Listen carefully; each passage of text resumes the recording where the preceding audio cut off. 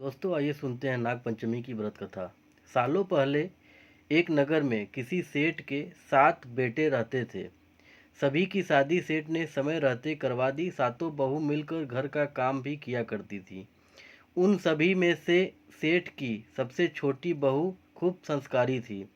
एक दिन यूं ही काम करते हुए घर की बड़ी बहू ने अपनी देवरानियों से कहा कि घर को लीपने के लिए पीली मिट्टी नहीं है, जंगल जाकर मिट्टी लानी होगी। जेठानी के ऐसा कहते ही सभी उसके साथ घर लीपने के लिए मिट्टी लाने के लिए निकल गए।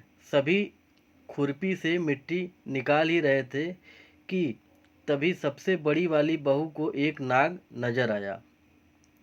उसे मारने के लिए जैसे ही बड़ी वाली बहू ने खुरपी उठाई, वैसे ही सबसे छोटी बहू ने कहा, जेठानी जी इसे मत मारिए, इसकी कोई गलती नहीं है, जंगल तो इसका घर है। अपनी देवरानी की बात मानकर उसने नाग को कुछ नहीं किया। तभी उस छोटी बहू ने नाग से कहा कि आप एक जगह पर अलग से बैठ जाइए, हम तब तक मिट्टी खोदते हैं, फिर आपके पास आएंगे। इतना कहकर सभी मिट्टी निकालने लगे और कुछ देर बाद घर चले गए। सभी के दिमाग से नाग वाली बात निकल गई थी। अगले दिन छोटी बहू को अचानक से याद आया कि उसने नाग को इंतजार करने के लिए कहा था। वो तुरंत अपनी सभी जेठानियों को अपने साथ लेकर नाग के पास चली गई। वहाँ देखा तो वो नाग उन सभी के इंतजार में उसी जगह पर बैठा हुआ था। नाग को देखते ही छोटी बहू ने प्यार से कहा, भैया कल हम लोग आपके पास आना भूल गए थे, उस बात के लिए हमें माफ़ कर दीजिए। जवाब में नाग बोला, तुमने मुझे भाई कहा है, इसलिए मैं तुम्हें दंड नहीं दे रहा हूँ, नहीं तो अब तक मैं तुम्हें डस चुका होता। आज के बाद मैं तुम हमेशा के लिए भाई बहन रहेंगे। अब तुम अपने भाई से कोई वरदान मांग लो, मैं तुमसे बहुत खुश हूँ। इतना सब सुनने के बाद छोटी बहू ने नाग को बोला, मेरा कोई भी सगा भाई नहीं है, इसलिए मैंने आपको भाई कहा था। अब से आप मेरे भाई हो। अब हरदम मेरी रक्षा करना आपका फर्ज है। बस यही वरदान मुझे आपसे चाहिए। नाग ने हर कदम पर साथ देने का वादा किया और अपने रास्ते निकल गया। सेठ की सारी बहू भी अपने घर लौट गईं। कुछ समय बाद नाग इंसान का रूप बनाकर अपनी बहन से मिलने सेठ के घर गया। उसने सेठ से कहा कि मेरी छोटी बहन को बुला दो, वो आपकी छोटी बहू है। पहले तो उनके मन में हुआ कि बहू का कोई भाई ही नहीं था, ये कहाँ से आ गया। फिर भी उन्होंने अपनी छोटी बहू को बाहर बुलाया। नाग ने फिर साथ में बहन को अपने घर लेकर जाने की बात की। सेठ ने इसकी भी आज्ञा दे दी। तभी नाग ने अपनी बहन से पूछा, कहीं तुम मुझे भूल तो नहीं गई हो। जवाब में बहन बोली, नहीं भैया, मैं आपको बिल्कुल नहीं भूली हूँ। फिर नाग ने कहा, मैं तुम्हें अपने घर ले जा रहा हूँ, तुम मेरी पूंछ पकड़कर चलती रहना पीछे। उसकी बहन ने वैसा ही किया। कुछ ही देर बाद वो एक बड़े से मकान में पहुंच गए। वहां हर तरफ सोना चांदी अन्य कीमती सामान थे। वहां नाग की बहन आराम से कुछ दिनों के लिए रहने लगी। नाग की माँ भी उसे खूब प्यार करती थी। एक दिन नाग की माँ ने छोटी बहू को अपने भाई के लिए दूध ले जाने के लिए कहा। छोटी बहू ने दूध को गर्म किया और भाई को पीने के लिए दे दिया। अब गर्म दूध पीते ही नाग का मुंह जलने लगा। यह सब देखकर नाग की माँ को खूब गुस्सा आया। नाग ने किसी तरह से अपनी माँ के गुस्से को शांत किया और बताया कि उसकी बहन को नहीं पता था कि मैं गर्म दूध नहीं पी सकता हूँ। अब नाग के परिवार के साथ कुछ समय बिताने के बाद सेठ की छोटी बहू अपने घर जाने लगी। नाग ने अपनी बहन को खूब सारी दौलत और आभूषण देकर विदा किया। बहू के साथ घर में इतना सारा धन आते देख सेठ और उसकी जेठानियां हैरान हो गईं। एक दिन नाग की बहन को घर की बड़ी बहू ने पूछा कि तुम अपने भाई से और सोना चांदी लेकर आओ, उसके पास तो खूब पैसा है, वो तुम्हें मना नहीं करेगा। छोटी बहू ने अपने भाई नाग को यह बात बताई। इसके बारे में पता चलते ही नाग ने अपनी बहन का घर तरह तरह के आभूषणों से भर दिया। सभी जेवरातों में से एक हीरे का हार बेशकीमती था।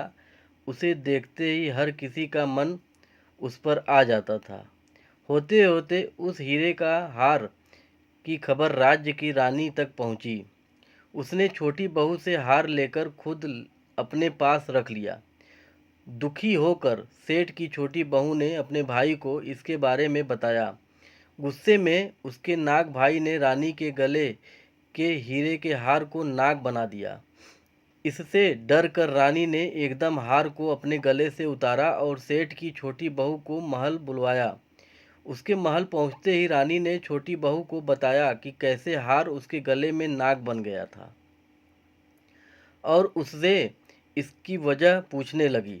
तब सेठ की छोटी बहू ने बताया कि नाग भाई ने यह हार सिर्फ मुझे पहनने के लिए दिया है। इसे कोई दूसरा इंसान गले में डालेगा तो वह तुरंत सांप बन जाएगा। इस बात को सही साबित करने के लिए रानी ने सेठ की छोटी बहू को सांप बन चुके हार को पहनने के लिए कहा। छोटी बहू ने जैसे ही नाग बने हार को गले में डाला तो वो दोबारा हीरे के हार में बदल गया। महारानी ने ये सब होते हुए खुद अपनी आंखों से देखा और हैरान रह गई। अब उसे सेठ की छोटी बहू की बात पर यकीन हो गया। उसने हार छोटी बहू को अपने साथ लेकर जाने के लिए कहा।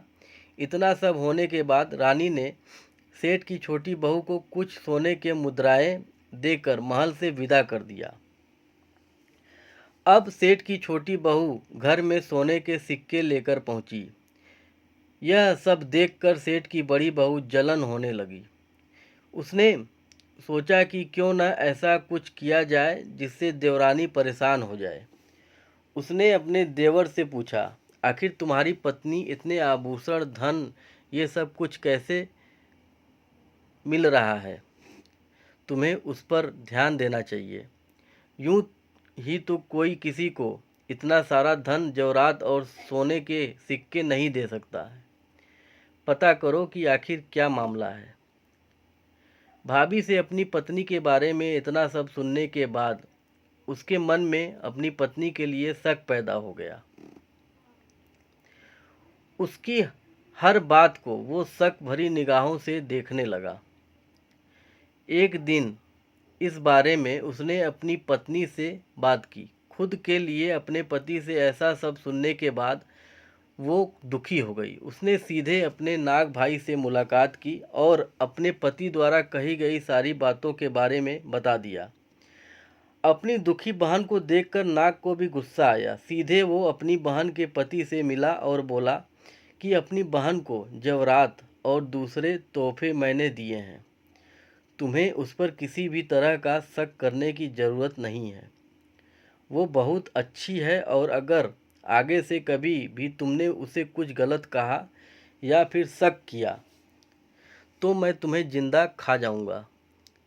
नाग से ये सब सुनने के बाद सेठ के बेटे ने उससे माफ़ी मांगी और कहा कि आज के बाद मैं ऐसी बातें बिल्कुल नहीं करूंगा।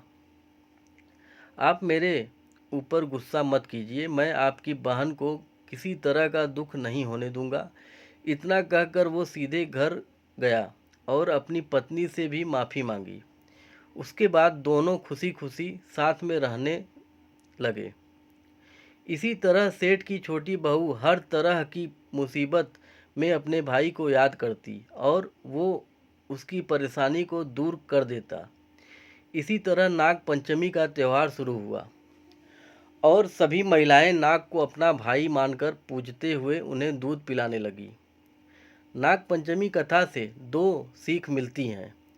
पहली यह कि किसी दूसरे के भड़काने पर और उनकी बातों से प्रभावित होकर अपने लोगों पर शक नहीं करना चाहिए। दूसरी सीख यह है कि अच्छा करने और सोचने वालों को उसका सकारात्मक फल जरूर मिलता है। दोस्तों, आशा करता हूँ आपको मेरा ये वीडियो पसंद आया हो। अगर आपको मेरा ये वीडियो पसंद आया हो तो प्लीज़ लाइक और सब्सक्राइब करिए और अपने दोस्तों को शेयर ज़रूर करिए।